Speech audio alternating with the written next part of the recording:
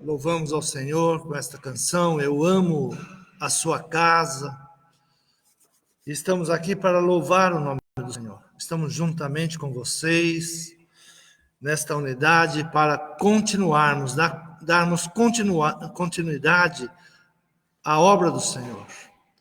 Curve a sua cabeça, feche os seus olhos, peça para que o Senhor, nesta manhã, fale aos nossos corações. Aquilo que nós precisamos ouvir, aquilo que Ele tem reservado para nós, que o Espírito Santo de Deus, que nos conhece, que nos sonda, que sabe aquilo que estamos necessitados, Ele venha preencher o nosso coração e tirar tudo aquilo que não provém dEle, tirar tristeza, angústias, decepções, mas que o Espírito Santo de Deus possa nos completar com a sua graça nesta manhã. É o que nós te pedimos, Senhor, e te agradecemos, em nome de Jesus. Amém? Vamos abrir nossas Bíblias no livro do apóstolo João, capítulo de número 26. De número 16. João, capítulo 16, versículo 25.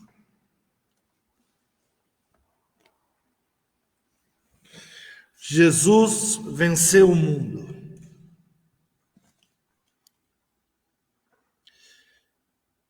Disse-vos isto por parábolas, chega, porém, a hora em que não vos falarei mais por parábolas, mas abertamente vos falarei acerca do Pai. Naquele dia pedireis em meu nome, e não vos digo que eu rogarei por vós ao Pai.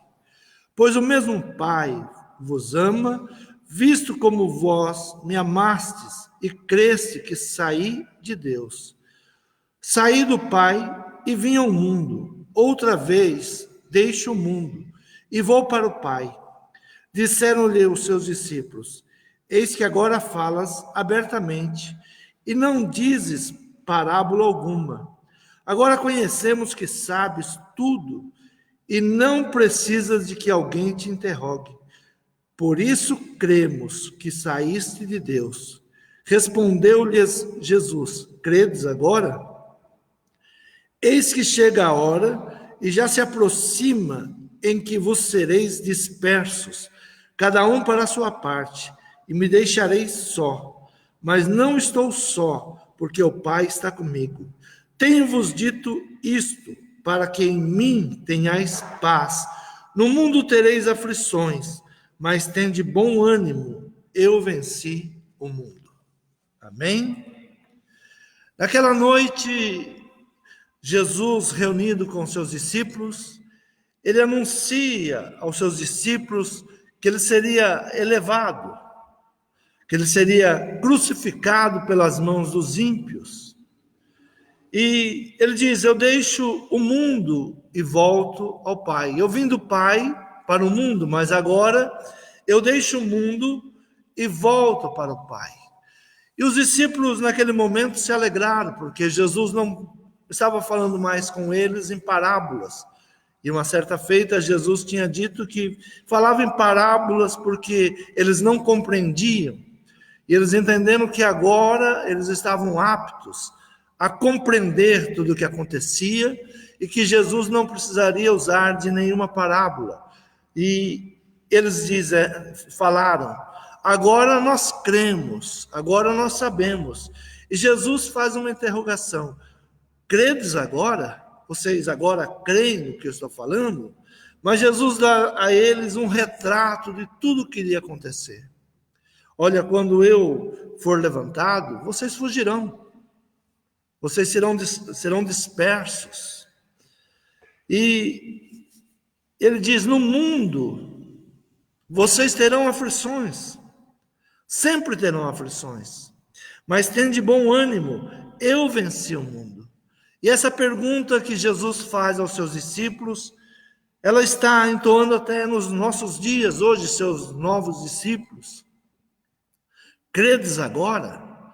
Você agora entende realmente tudo o que está acontecendo? Ou é necessário falar-vos por parábolas ainda? Será que a igreja que nós estamos vivendo hoje ainda precisa ouvir parábolas?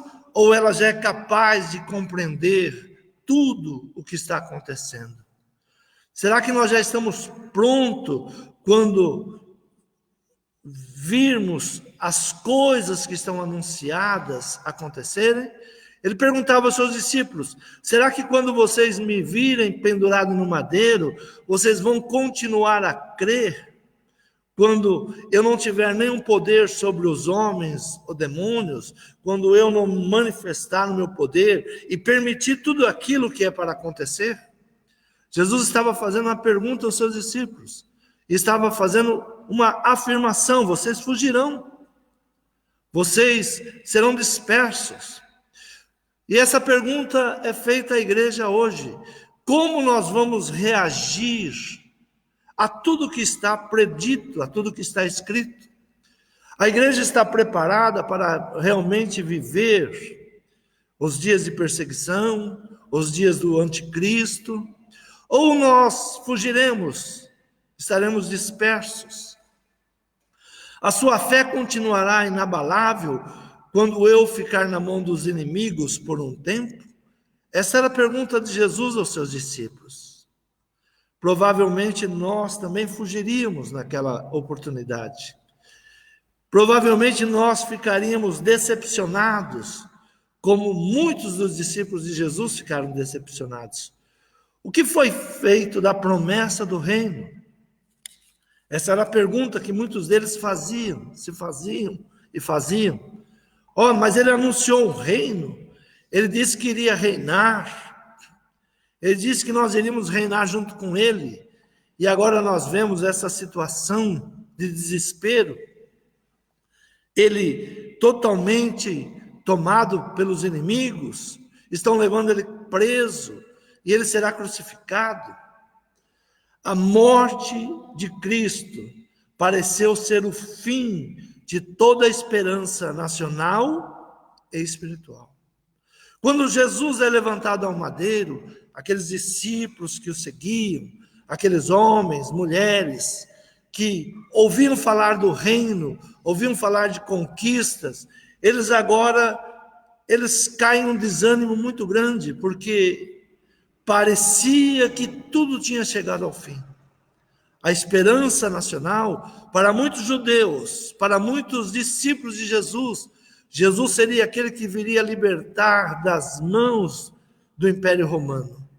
Ele seria um revolucionário. Ele iria revolucionar a nação. Muitas vezes nós estamos esperando ainda um Cristo revolucionário, que vai revolucionar a nossa nação. Jesus nunca veio trazer revolução para uma nação. Ele veio trazer a salvação. E por isso, a pergunta para aqueles discípulos é: vocês creem agora? Vocês realmente têm entendimento do que eu sou e do que eu vim fazer? Que Jesus nós estamos esperando? Esperando um Jesus que vai mudar toda essa situação do Brasil? Ou um Jesus que veio nos trazer a salvação, a libertação? Ou um Jesus que veio nos livrar das perseguições? Ou um Jesus que nos anunciou: pelo meu nome vocês sofrerão perseguições? Então esta era a situação dos discípulos de Jesus. Estavam decepcionados, porque eles acreditavam que Jesus iria estabelecer um reino terreno, iria libertá-los das mãos dos romanos, iria fazer deles um reino muito forte. E agora eles estavam vendo Jesus crucificado numa cruz. Se posicione na história ao lado dos que seguiam a Jesus.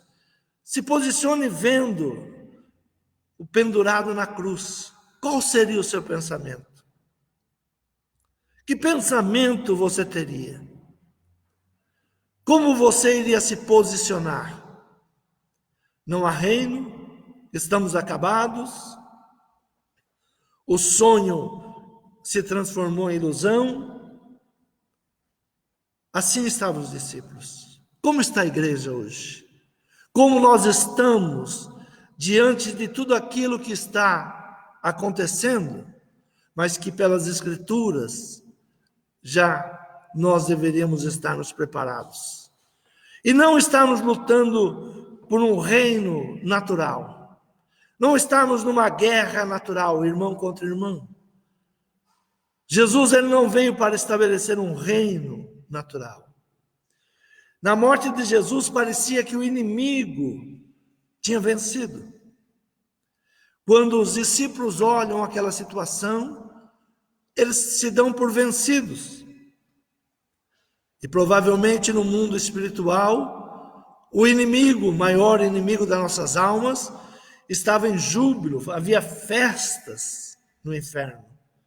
O Messias está morto. Olha, ele não conseguiu, ele está nas nossas mãos, ele foi derrotado. Nós o vencemos. Assim, o mundo hoje está jubiloso. Olha, conseguimos fechar as igrejas. Os crentes que tanto nos incomodavam com as suas orações, eles não saem de casa. E o inferno está jubiloso, achando que venceu. Você crê em mim? Você agora entendeu? Essa é a pergunta que Deus está fazendo a nós, os cristãos. Você se deu por vencido? Você acha que foi derrotado? Você acha que a igreja está derrotada, como o inimigo ele acha que está? Jesus na cruz, o inimigo estava jubiloso.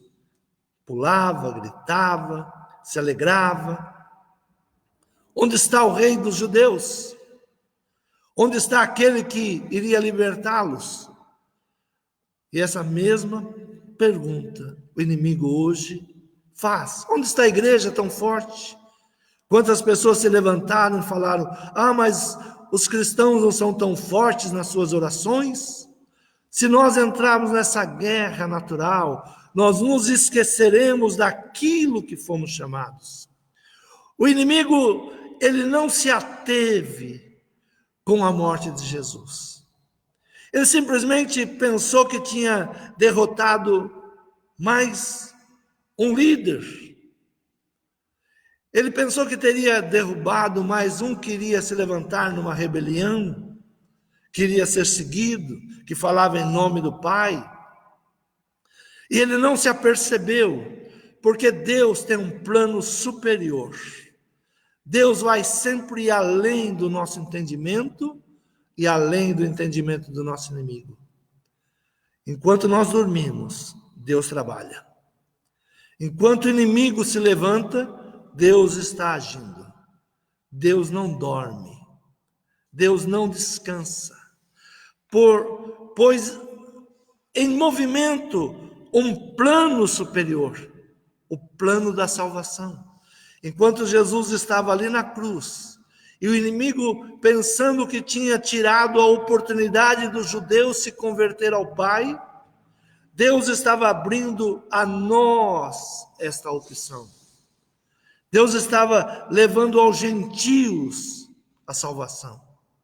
Deus estava trazendo a nós um povo que não era seu povo, mas agora somos o seu povo.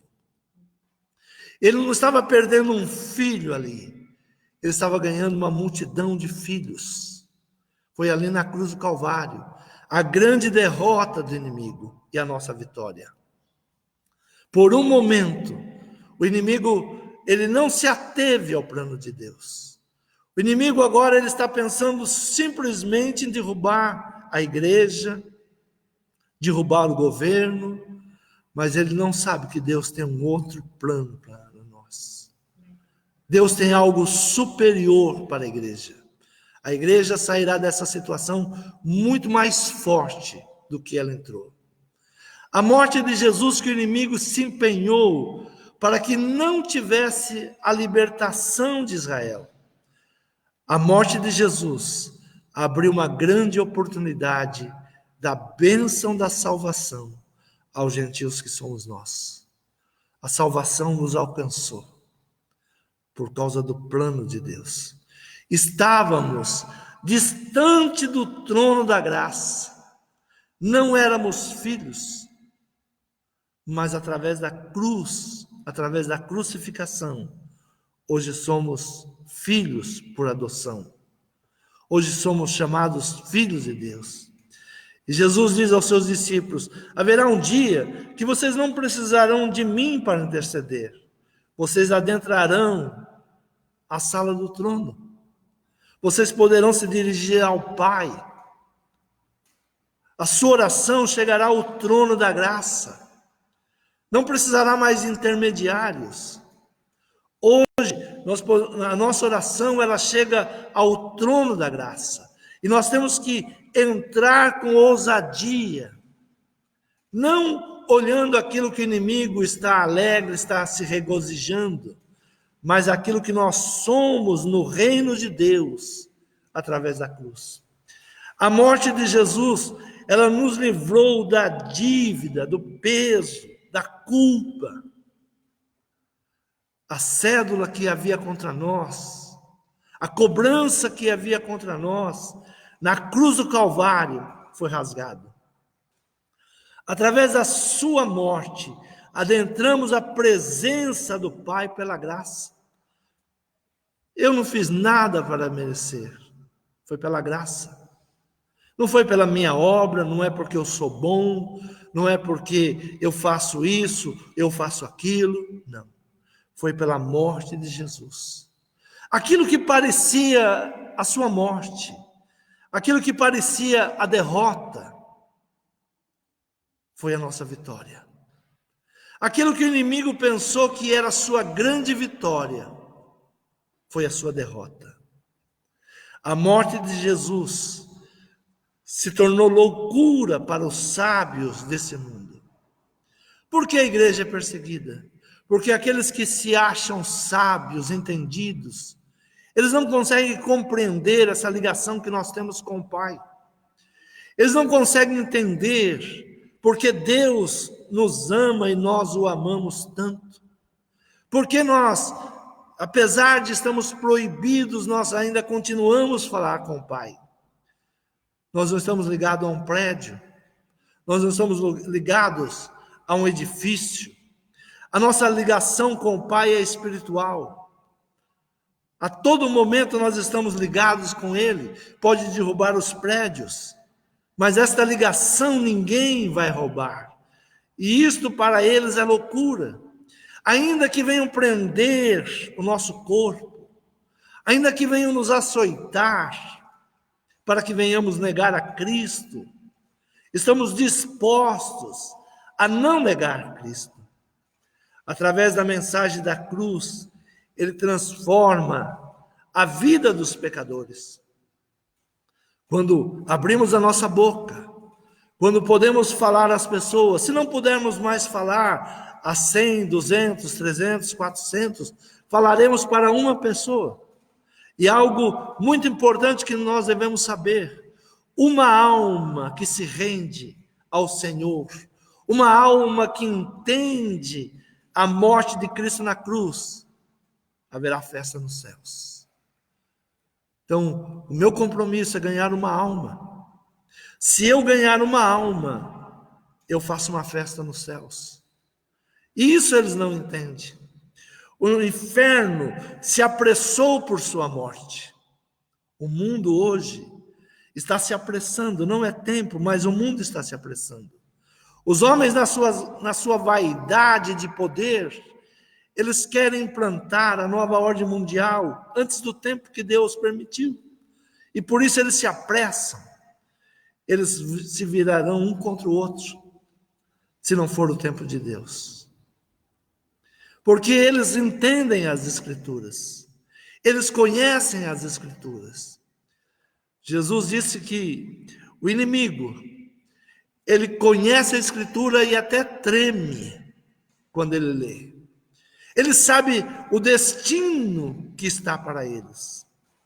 Aqueles que não aceitarem a Cristo, aqueles que não reconhecerem o seu poderio, e eles querem, nesse poder que eles imaginam que terão com o anticristo, eles querem se lançar como o anticristo. E nós vamos vendo vários dizerem: eu sou Cristo, eu vou dominar, eu serei o Senhor do mundo, eu serei o governante do mundo.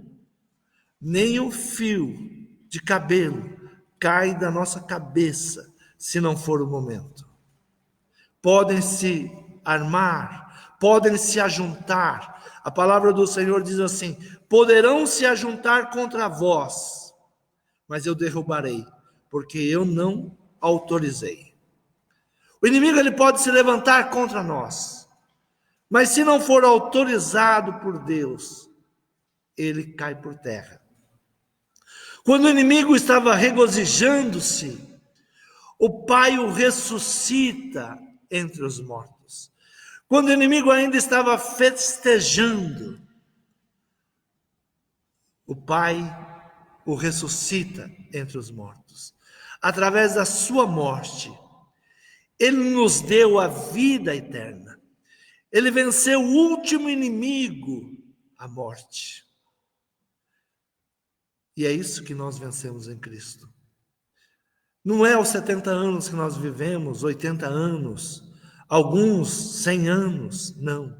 Nós temos uma vida eterna. E isso ninguém pode nos tirar. Pode nos fazer sofrer 10 anos, 20 anos, mas nós teremos uma vida eterna de gozo e de alegria. Por isso a pergunta de Jesus, ela está aos nossos ouvidos hoje.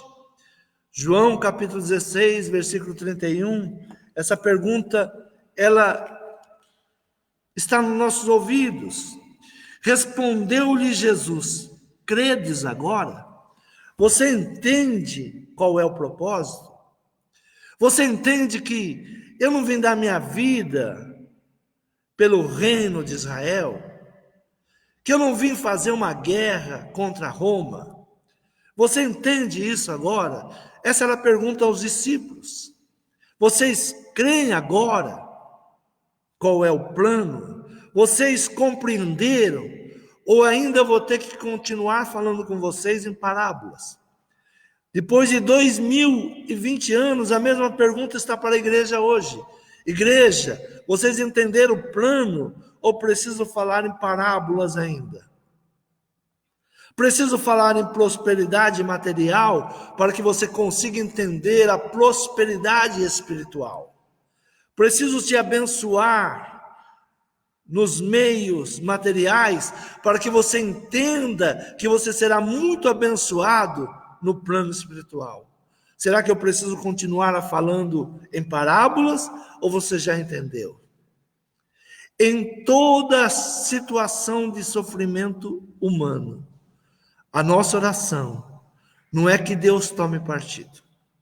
Sabe, muitas vezes a nossa oração, a minha oração, como homem, muitas vezes está errada. Nós queremos que Deus tome partido. Deus, tome conta desse presidente, Deus faça isso, Deus faça aquilo. Não. A nossa oração, Deus não tem partido. Deus não é nem de direita, nem de esquerda. Deus é único. Deus é único. Nós que nos dividimos, nós que nos atacamos, mas se nós não entendemos o plano de Deus, nós ficaremos num plano material. E essa era a pergunta que Jesus ficou surpreso quando eles falaram: olha, agora nós não precisamos mais de parábolas. Que bom! Jesus disse: então vocês agora credes em mim? Agora vocês entenderam aquilo que eu estou vos ensinando? E essa pergunta para a igreja hoje: credes agora? Ou vamos ficar ainda no plano material? E vamos nos esquecer do plano espiritual? O plano espiritual, ele tem pressa. Jesus não voltará se a noiva não estiver pronta. E se a noiva estiver pronta, ele vai vir buscar a sua igreja, a sua noiva. Mas haverá noivas que não terão azeite, que não se prepararam, gastaram seu azeite em coisas desnecessárias. Nós temos que entender as parábolas que Jesus nos ensinou para que possamos entender a realidade espiritual. Havia 10 virgens, 10 noivas, 5 prudentes e 5 loucas. Que igreja nós somos hoje?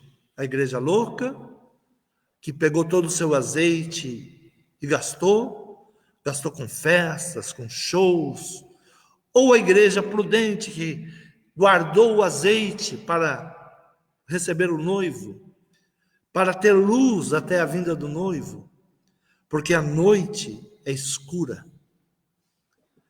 É na meia-noite que tudo acontece. É no momento mais escuro que tudo acontece. Ou nós estamos gastando o nosso azeite com políticas, com politicagens, e queremos colocar Deus no nosso plano de política, ao invés de entrarmos no plano de Deus. Essa é a pergunta. Vocês agora creem ou precisam de parábolas ainda? A nossa oração não é que Deus tome partido, mas que Deus tome o controle de todas as coisas. Senhor, o Senhor está no controle. Eu estou pronto. Tudo que o Senhor tem para a igreja, para a minha vida, eu estou pronto. Eu entendo o teu plano. Eu entendo o plano da salvação. Eu entendo por que o Senhor tem me chamado. Eu entendo por que eu nasci. Eu entendo por que o Senhor me ungiu. Eu entendo por que o Senhor me chamou. Senão nós ficaremos perdidos, igual os discípulos estavam. Mas eles estavam perdidos porque não tinham entendimento. E o grande investimento de Jesus é para que eles não precisassem mais viver por parábolas. O grande investimento do Espírito Santo de Deus na igreja hoje é para que a igreja não viva de parábolas, mas que ela saiba a função da igreja. As portas do inferno não prevalecerão contra a minha igreja. A igreja tem poder na sua oração de arrebentar portas, adentrar o inferno, libertar vidas que estão no engano, vidas que estão na mentira. O que não pode é a igreja ser enganada. O que não pode é você e eu sermos enganados.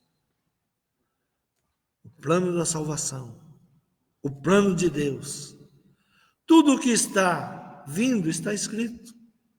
Mas nós entendemos ou fugiremos de medo?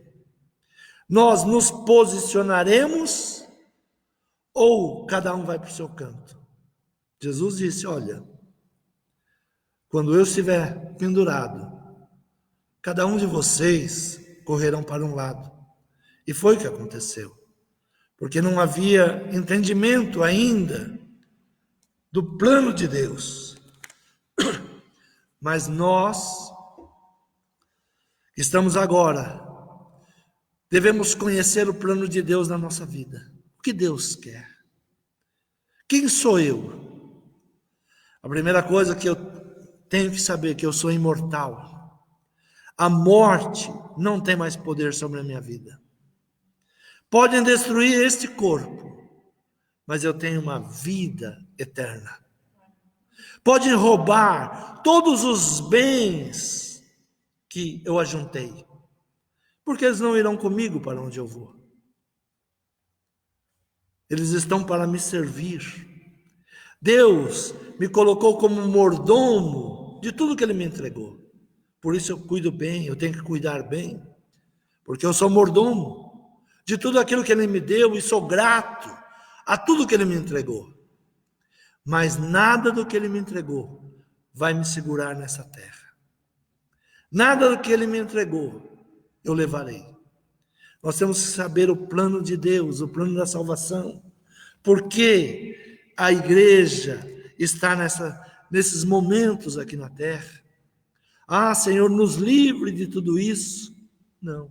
O Senhor tem um plano de salvação. E esse plano de salvação é através da sua vida, através da minha vida. Há uma multidão nos olhando nesses dias. Uma multidão. Em tudo te dá por exemplo. Em tudo te dá por exemplo. Ah, poderíamos fazer uma rebelião, abrir a igreja. Não, existe um governo. Vamos obedecê-lo. Ainda aqueles decretos que não haverá mais culto, o culto a Deus vai continuar. Porque Deus habita o templo que sou eu. E ninguém consegue tirar a minha adoração a Deus. Ninguém consegue tirar dos meus lábios adoração ao Senhor. Você crê agora? Você entende tudo qual é o propósito? Paulo escrevendo carta aos Coríntios, segunda carta aos Coríntios, capítulo 2, versículo 14, ele diz assim: e graças a Deus, que sempre nos faz triunfar em Cristo. Graças a Deus, que sempre nos faz mais do que vencedores em Cristo. E por meio de nós, manifesta em todo lugar a fragrância do seu conhecimento. Deus se manifesta na terra através dos seus filhos, através da sua vida, através da igreja é que Deus se manifesta. Nós damos graças a Deus, porque se há luz ainda no mundo, é porque nós estamos aqui. O mundo ainda não apodreceu de vez, porque nós somos o sal da terra, nós somos a luz do mundo. O mundo ainda não cheira mal, porque nós somos a boa fragrância.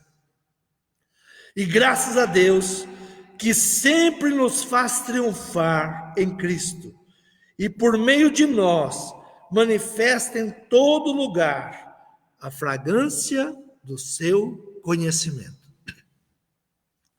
E através do seu povo, através da sua vida. Por isso o plano de salvação. Deus nos transformou em vários Cristos. Hoje não mais vivo eu, mas Cristo vive em mim. Queriam matar um Cristo, mas ele foi multiplicado. Queriam destruir um Cristo, mas ele foi multiplicado. Nós somos pequenos Cristos, nós somos representantes de Cristo. Nós entenderemos o plano de salvação, não seremos dispersos, não nos esqueceremos. O povo de Israel, que é um símbolo para nós, é um retrato para nós, é uma sombra para nós. Quando eles foram levados à Babilônia, a oração deles era: Senhor, se eu me esquecer de Jerusalém, que a minha língua se cole ao céu da minha boca. Se eu me esquecer da tua casa, ó Senhor, se eu me esquecer que nós temos um lugar para cultuar o teu nome, Senhor, que a minha língua se cole ao meu paladar. Que alegria estar reunido com os irmãos. Que alegria estarmos na mesma unção, no mesmo óleo. Nós sempre estaremos juntos. Onde houver 2 ou 3, eu estarei convosco. E tem uma palavra mais poderosa ainda para cada um de nós. Eu estarei convosco todos os dias, até a consumação dos séculos. Se o século não se consumou ainda, Deus está conosco. Porque quando se consumar tudo aquilo que está nesta palavra, nós estaremos com Ele. Estaremos no seu reino, estaremos na sua glória, vencemos a morte. Nós somos mais do que vencedores. Versículo 15 diz assim: porque para Deus somos o bom perfume de Cristo Quando Deus olha para a terra, quando as suas narinas são colocadas na terra, nós falamos assim: Deus, está fedendo, está mal cheiroso tudo isto.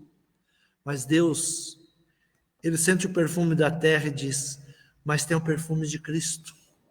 A minha igreja ainda está lá. Os meus filhos estão lá. Nos que se salvam e nos que se perdem. Porque para Deus somos o bom perfume, nos que se salvam e nos que se perdem. Nós perfumamos a terra.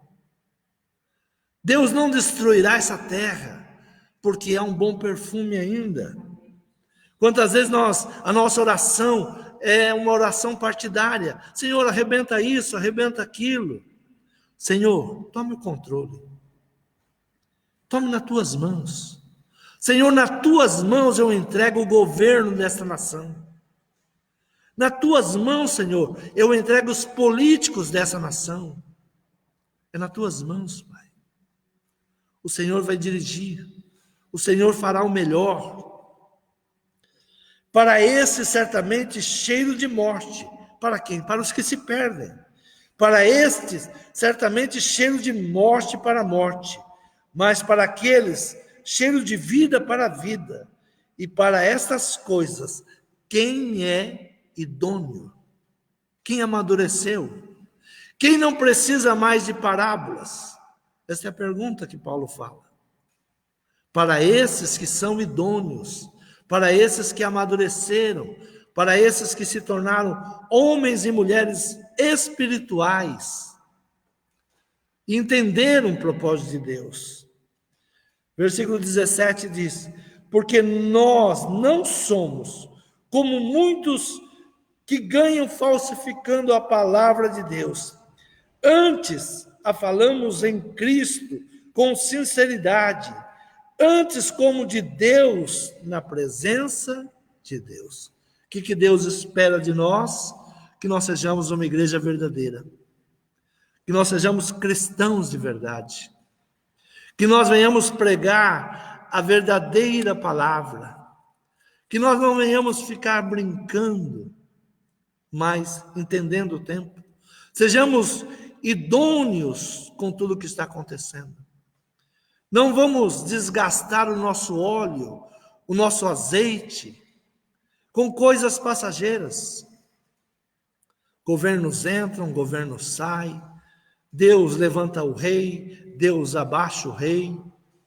A única coisa que nós devemos pedir: Deus, que o Senhor esteja no controle desta nação. Que o Senhor seja o Senhor desta nação.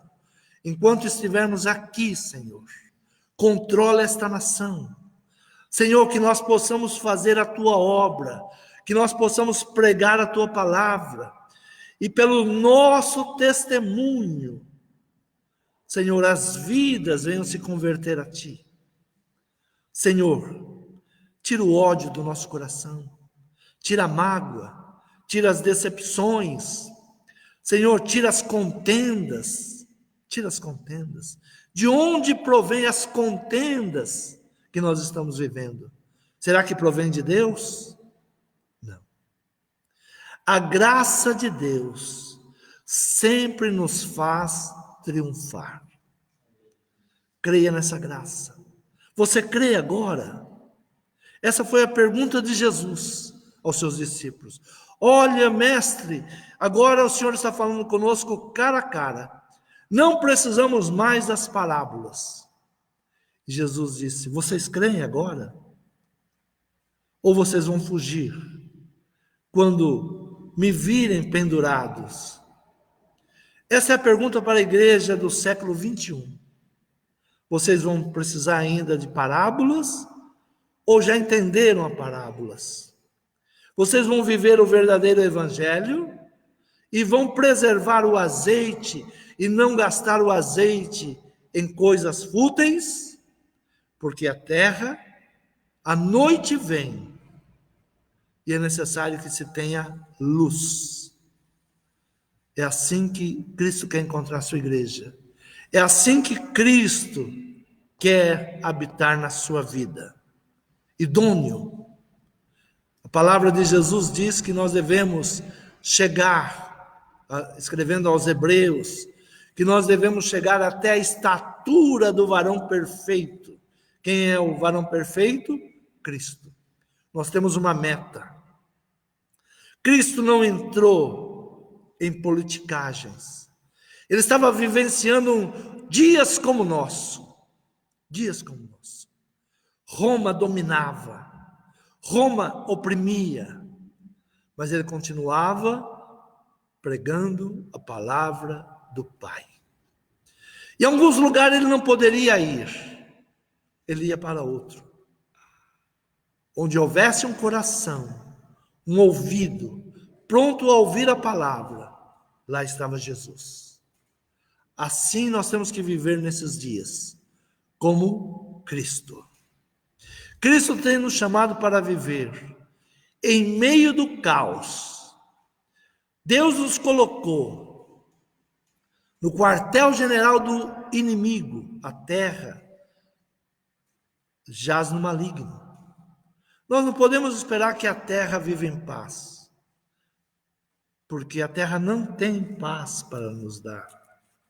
A terra nunca pode nos entregar a paz. Versículo 33 de João, do versículo 16, diz assim: tenho-vos dito isto, para que em mim tenhais paz. No mundo tereis aflições, mas tende bom ânimo, eu venci o mundo. Nós só venceremos o mundo em Cristo. Só teremos paz em Cristo. Você crê agora? Você recebe essa palavra? Você é mais do que vencedor. Tome posse dessa palavra. Feche os seus olhos. Peça para que Deus esteja no controle da situação. Senhor, meu Pai, nós te agradecemos, Senhor, porque o Senhor está no controle da nossa vida. E estando no controle da nossa vida, o Senhor controla toda e qualquer situação ao nosso redor. Senhor, não tenho medo. Senhor, nada me abate. Eu sou mais do que vencedor. Senhor, não é a praga, porque ela não adentra a minha casa, porque essa é a tua palavra. Senhor, praga nenhuma entrará na minha casa. Essa é a tua palavra. Senhor, eu confio em ti, eu creio em ti e espero em ti, Senhor. Senhor, me toma nas tuas mãos. Senhor, me lava nesta manhã, me purifica, Pai. Tira, Senhor, toda mágoa, todo ressentimento, toda decepção, tudo aquilo que vem tomando conta do nosso coração, Pai. Senhor, aqui não é a nossa pátria. Temos uma pátria celestial. Mas, Senhor, nos dê o cheiro, nos dê o aroma, Pai, para que possamos ganhar vidas com o nosso testemunho. Senhor, é o que nós pedimos. Apresentamos nossos familiares, aqueles que ainda não entenderam e ainda estão vivendo de parábolas. Aqueles que ainda não compreenderam e por isso não entendem o mundo espiritual. Senhor, abre o nosso entendimento. Faça a tua igreja madura, idônea. Senhor, é o que nós pedimos e te agradecemos. Tenha o início de uma semana abençoada. O Deus de paz esteja contigo. Deus te guarde e Deus te abençoe. Você é mais do que vencedor.